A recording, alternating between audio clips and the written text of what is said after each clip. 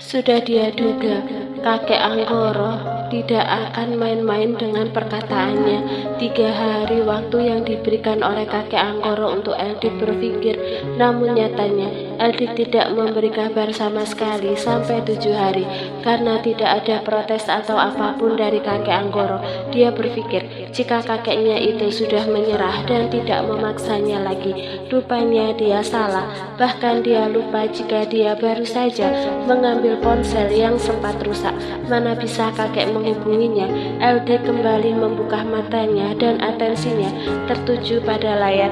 Dia membuka list pesan masuk dan benar ada pesan masuk dari sana atas nama asisten Tito.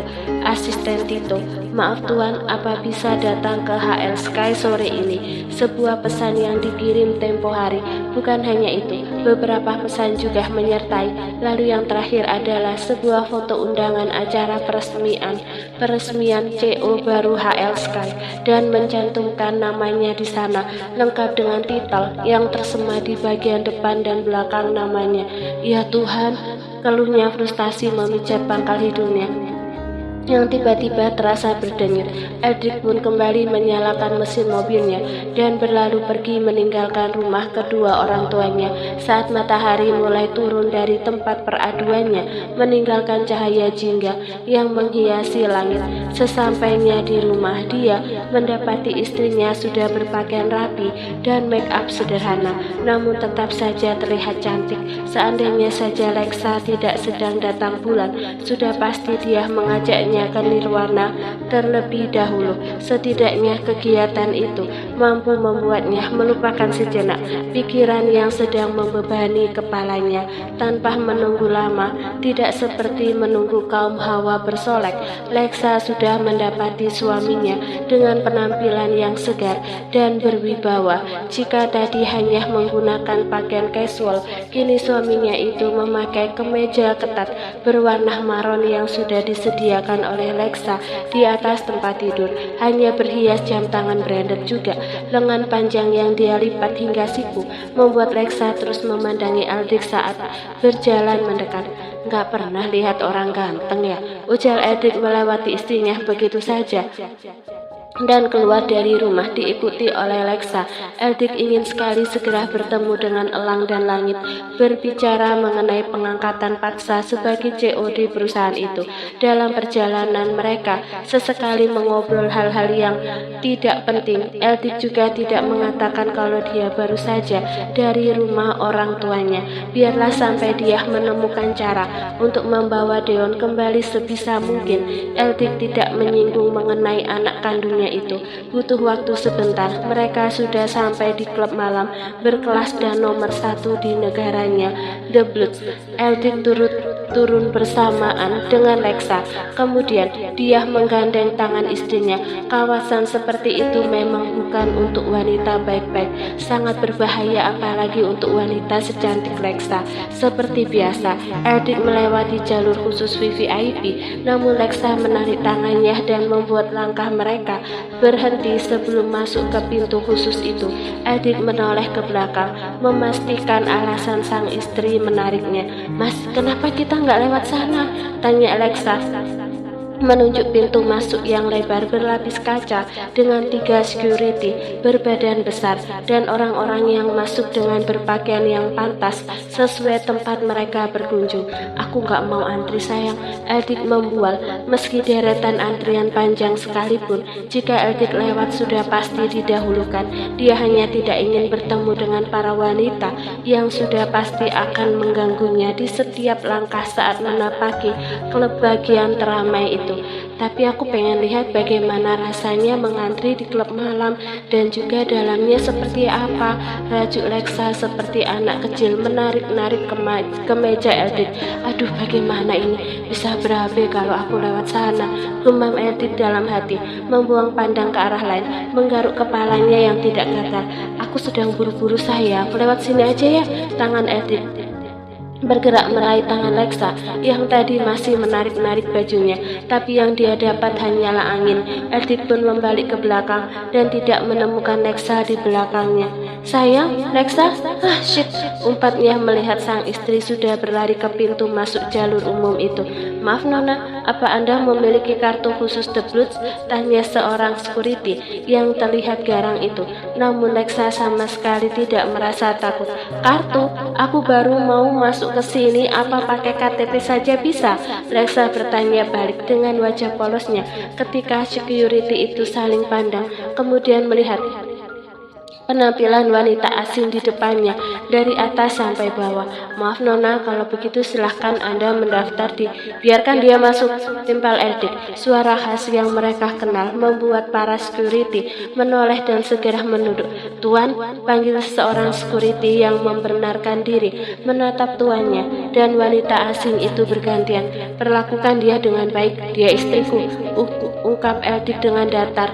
Seperti itu ekspresi yang Eldik tunjukkan di depan bawahannya. Mereka tidak tahu jika di rumah tingkat kemanjaan Eldik melebihi anaknya sendiri. Maaf Nona, kami tidak tahu. Mereka bertiga membungkukkan badan, memberi hormat. Not bad. Kalian bersikap wajar, kecuali jika kalian berani membentak atau bermain kasar, baru aku akan meminta suamiku memecat kalian sekarang juga, ucap Lexa dengan wajah garang.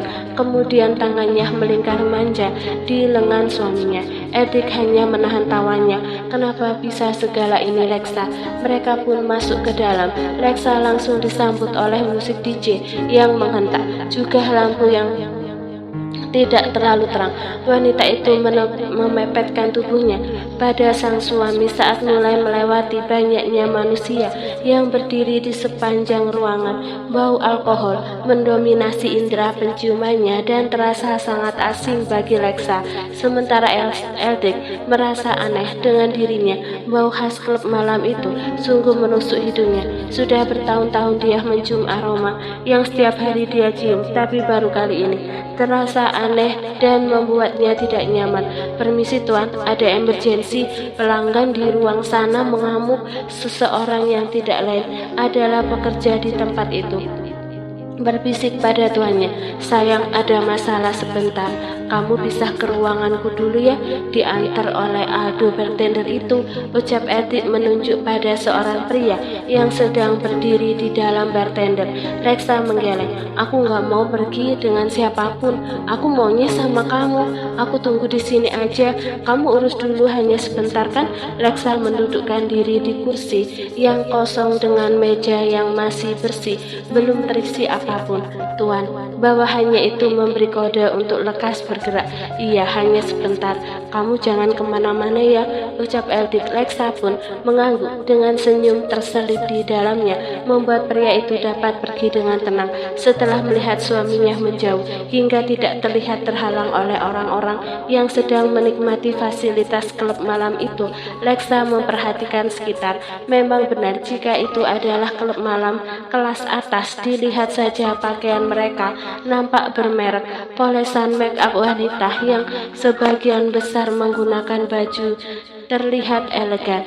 Saat sedang begitu, ada dua orang pria duduk satu meja dengannya. Sangat ketara mereka berdua adalah pria hidung belang dan sudah mabuk. Tidak lama Eldik mengurus masalah yang baru saja datang. Dia kembali keluar dari ruangan dan kembali menghampiri Lexa. Namun saat dia berdiri di tempat terakhir meninggalkan istrinya, wanita itu sudah tidak ada. Mata elangnya langsung meneliti sekitar, namun tidak ada tanda-tanda keberadaan Lexa di sana. Aldo, apa kamu melihat istri saya di mana? Tanya Eldik yang sudah diliputi rasa khawatir, mengingat tempat ini bukanlah tempat yang baik. Banyak pria bejat yang dapat menerkam wanita secantik dan sepolos Lexa. Istri bartender itu justru mengernyitkan dahinya. Eldrik, panggil Elang yang menepuk bahu Eldik dari belakang. Elang, apa kamu lihat Lexa di mana? Mana aku tahu, aku baru datang. Jadi kamu membawa Lexa ke tempat ini? Iya, dia yang memintanya. Aku tinggal sebentar dan sekarang entah di mana. Eldik mensugar rambutnya panik. Begitupun Elang yang mengenal Lexa. Bukan wanita nakal menghilang di klub malam, sangatlah mengkhawatirkan. Ada apa itu? Elang menunjuk ke lorong yang terdapat deretan private room. Kini lorong itu nampak ramai. "Hei, ada apa di dalam sana?" Eldik mencengkam lengan seorang pria yang baru keluar dari kerumunan itu. "Ada pria menyerang seorang wanita," jawab pria itu. "Reksa!" pekik Eldik dan Elang bersamaan. Eldik berlari secepat mungkin menyingkirkan orang-orang yang menghalanginya, tidak peduli sebagian dari mereka terjatuh dan meneriaki umpatan segala jenis binatang. Begitupun Elang mengikuti Eldik dari belakang. "Minggir semua!" Suara bariton Eldik dengan intonasi tinggi mampu membelah kerumunan, memberi akses untuk pemilik sekaligus bintang pria The Blues itu masuk ke salah satu private room. Setelah Eldik dan Elang berhasil masuk, mata mereka membelalak, tidak percaya dengan apa yang mereka lihat. "Reksa!" Kini ruang VVIP The Blues terasa mencekam. Belum ada yang berani bicara sedikit pun. Hanya Elang dan Eldik yang berdiri menatap tajam orang-orang yang duduk di sofa panjang dan menunduk, termasuk Reksa. Eldik dan Elang saling pandang dan menahan tawa. Bisa-bisanya Reksa ikut menunduk, seolah dia juga bersalah dalam hal ini. Ceritakan apa yang terjadi," tanya Eldik menyembunyikan rasa ingin tertawanya dan sudah tertutupi oleh aura dingin yang menyelimutinya dari pertanyaan yang dia lontarkan. Reksa mendongak. Atensinya kini tertuju pada si suami dan berpindah pada sahabatnya, lalu memutar ke arah dua orang pria yang sedang tertunduk di sofa seberang. Mereka tengah menahan sakit akibat perlawanan Reksa tadi di private room. "Mereka kurang ajar, membohongiku akan membawaku menemuimu, tetapi ternyata aku dipaksa masuk ke dalam ruangan menjijikkan itu," ucap Reksa dengan jari menunjuk pada dua pria asing. Dua pria itu pun menatap Reksa kembali dan ingin membela diri. "Kamu dasar wanita murahan, gak usah sok manis di depan dia," balas seorang dengan wajah sudah terdapat luka bulat bekas gigitan Reksa di tulang pipinya. "Kamu juga mau kan? Pakai bikin keributan segala. Kamu harus tanggung jawab membuat tanganku patah," seru seorang lainnya yang tidak berani menggerakkan tangan kirinya karena Reksa berhasil mematahkan pergelangan tangan pria itu dalam sekali teriakan. "Hei, kalau ngomong hati-hati ya, dasar kucing garong. Sorry banget, aku udah punya suami yang tingkat gantengnya 1000 kali lipat dari Keanu Reeves." Reksa tidak kalah garangnya. Matanya melotot dengan kedua tangan berdecak pinggang, membuat kedua pria hidung belang itu sedikit ketakutan mengingat betapa ganasnya wanita di depan mereka saat melakukan penyerangan di private room tadi. Sedangkan Elang semakin sulit menahan tawanya ketika Reksa memuji Eldik berlebihan. Dia memijit rapat bibirnya supaya tidak meledak begitu saja, Lalu Eldik, pria itu justru wajahnya merah tersipu. Ternyata sang istri begitu mengaguminya. Namun ketika melihat gelagat Elang, dia melemparkan tatapan menusuk pada sahabatnya itu. Reksa beralih pandang pada Eldik dan merubah raut wajahnya dengan tatapan memelas. "Dia berani megang tanganku, Mas, jadi aku patahkan tangannya," rengeknya menunjuk ke arah kedua pria itu. "Aku akan menuntutmu karena sudah menyerangku," ancam si pemilik tangan yang mungkin saja patah itu. "Tuntut kalau berani," tantang Reksa tidak gentar sama sekali. "Siapa takut?" seru pria asing tidak mau kalah. "Dia istriku dan kamu akan mendapat akibatnya karena sudah berani menyentuh istriku," ungkap Eldik dengan wajah datar namun begitu dingin. Sedangkan dua pria itu sudah dibungkam dengan telak karena mereka seakan kesurupan setan penunggu patung museum, hanya diam tak bergerak dengan mata dan mulut membulat. Satu harapan mereka berharap saat ini ada jurus yang membuat mereka berubah jadi partikel debu tak terlihat dan dapat keluar dari keadaan ini. "Rasain berani-beraninya menentang istri Eldik Gwinandra," ucap Reksa dengan melipat kedua tangannya di dada dan menaikkan dagunya. "Sudah sayang, biar Elang yang urus pria itu," ucap Eldik lembut bergerak maju duduk di sebelah Reksa. "Enak aja, kenapa Elang yang ngehajar dia? Biar aku aja," seruan Reksa membuat Elang dan Eldik kembali saling pandang. Mereka seakan bukan sedang melihat wanita yang mereka kenal. Wanita Yang satu ini seperti jelmaan dari Mami Jovanka, sang pemegang sabuk hitam yang terkenal galak. Aku belum puas ngajar dia. Udah lama aku nggak matahin leher orang, seru Lexa lagi dengan gerakan tangan meremas leher, membuat kedua orang asing itu memegang leher mereka dan kesulitan menelan saliva. Gigi ini udah lama nggak ngegigit telinga orang sampai berdarah. Udah lama juga nggak nendang orang kayak dia sampai ke bulan. Lexa mengarahkan kegarangan itu kepada dua pria hidung belang, tetapi justru Eldik yang begidik ngeri. Dia memberi kode pada Elang untuk membawa dua orang itu sebelum Lexa benar-benar melakukan apa yang sudah dia rencanakan. Elang pun maju menarik kaos bagian dadah mereka dan memaksa mereka untuk berdiri, lalu meninggalkan Lexa dan Eldik sendiri. Ya sayang, aku belum puas menghajar mereka, Lexa berucap dengan memanyunkan bibirnya. Kamu menghajar aku aja ya baby. Eldik mengecup beberapa detik, yang sedari tadi tidak berhenti mengomel. Tadi kejadiannya seperti apa? Aku sudah khawatir mencarimu, terlebih melihat kerumunan yang mengatakan ada yang menyerangmu. Akan aku bakar klub ini kalau sampai terjadi sesuatu pada wanitaku ini, tanya Eldik dengan guratan samar di dahinya, sementara jarinya menyelipkan helaian rambut ke belakang telinga. Jadi tadi dua pria itu menggodaku di meja bar. Aku katakan jika aku sedang menunggu suamiku bernama Eldrick. Mereka hanya tertawa, lalu mengatakan jika suamiku ada di ruangan private room sedang menungguku. Jadi aku menurut, tapi ternyata aku tertipu. Lalu kamu menghajar dia? Lexa mengangguk cepat. Iya, aku tiru adegan action yang beberapa hari ini aku tonton. Rasa puas, akhirnya aku bisa praktek menghajar orang. Dari kemarin tangan ini udah gatel matahin tulang manusia, ucap Lexa membayangkan film yang terakhir dia tonton. Eldik pun memeluk istrinya itu dari samping, begitu gemas hingga semakin erat memeluk dan menghirup aroma rambut Lexa yang menyegarkan, membuat perutnya yang sedari tadi mual dengan bau alkohol bercampur wangian dalam klub kini sudah hilang. Tetap seperti ini sayang, sampai pusing dan mualku hilang. Eldik mencegah Lexa yang akan melepas pelukannya. Kamu masih pusing dan mual mas, kita pulang ya. Eldik menggeleng. Obat sakitku sudah ada di dekapanku, mau di rumah atau di sini sama aja, ucapnya membuat Lexa tersenyum. Dia memutar tubuhnya supaya dapat memeluk suaminya juga, meletakkan kepala pria itu di dadanya seperti seorang ibu yang sedang memeluk anaknya yang sedang sakit, lalu mengusap kepala hingga punggung Eldik dengan lembut. Perlakuan Lexa tidak salah, karena Eldik benar merasa nyaman dan rasa tidak enak yang sedari tadi menggerayangi tubuhnya berangsur hilang.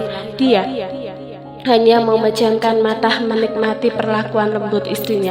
Saat sedang seperti itu, terdengar suara dari pintu samar. Telinga Lexa mampu mendengarnya, membuat ekor matanya bergeser ke arah pintu. Pintunya terbuka sedikit, namun dia masih dapat melihat jelas ada seorang wanita yang tengah melihatnya dari sana. Lexa masih bergeming sembari meneliti wanita yang sepertinya dia kenal.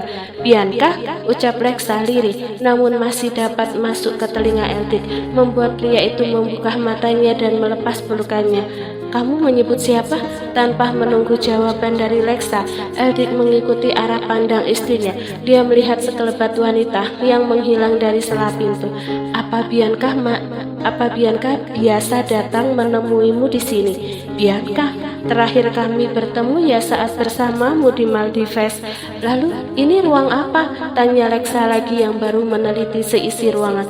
Ini ruangan khusus aku juga Elang dan Langit jika ingin bersantai, jawab Eldik gugup. Bisa-bisanya dia lupa membawa Lexa ke ruangan VVIP yang biasa untuk bermain trio sablung bersama wanita penghibur. Hanya kalian bertiga. Lexa menyipitkan matanya pada Eldik. Iya, bertiga. Lalu kenapa ada sofa? Ada sofa di situ. Lexa menunjuk ujung ruangan di mana ada sofa berwarna merah menyala. Lexa bukan orang desa yang tidak tahu apa itu sofa. Itu milik Elang dan Langit. Gagap Eldrik dan hawa panas mulai menggerayangi tubuhnya menjadi rasa gerah yang menyerang tiba-tiba. Itu artinya yang sering ada di ruangan ini bukan bertiga. Iya, aku salah menghitung. Berapa? Berenam. Iya, berenam. Eldrik mengangguk, namun berubah menjadi menggeleng. Bukan, berlima aja. Lanjutnya cepat-cepat membenarkan sesuatu yang tidak benar.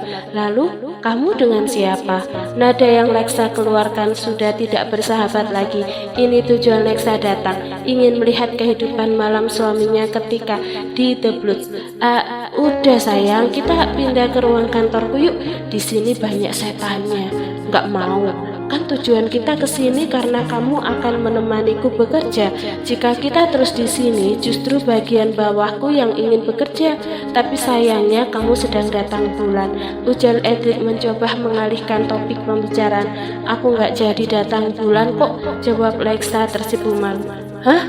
Lexa mengangguk, kemudian dia melirik ke sofa di pojok, membuat Eldrik tersenyum riang gembira, mengerti maksud istrinya itu. Dia pun segera merengkuh tubuh Lexa dan membawanya ala bridal style ke arah tujuan mereka. Namun saat seperti itu terdengar kerusuhan di depan pintu, membuat Lexa dan Eldrik saling pandang. Lexa pun memberi kode untuk menurunkan tubuhnya. Pintu ruangan yang tadi sempat terbuka membuat Eldrik dapat melihat siapa yang membuat keributan di depan pintu. Seketika matanya membulat melihat wanita yang dia kenal sedang dijaga oleh dua orang security. Belum juga Lexa dan Eldrik bergerak mendekat, wanita itu sudah mendorong seorang security dan membuat pria kekar yang bertugas menjaga pintu terjungkal ke belakang dan menabrak pintu, sehingga pintu kini terbuka lebar. Ada apa ini? Tanya Eldrik mendekat. Wanita cantik dengan mata sembab terlihat berlari masuk. Dia segera menubruk badan Eldrik dan memeluknya. Air matanya berderai begitu saja. Lexa melihat itu dengan mata kepalanya sendiri. Dia masih mematung, menunggu arti dari pelukan dan tangisan wanita itu. Sementara Eldrik melepas paksa dan mendorongnya pelan. Eldrik, tolong aku, ucap wanita itu dengan tangis yang belum terhenti. Dia masih mencoba mendekati Eldrik satu langkah, namun pria itu justru mundur satu langkah. Ada urusan apa denganku? Tanya Eldrik dengan datar tanpa ekspresi.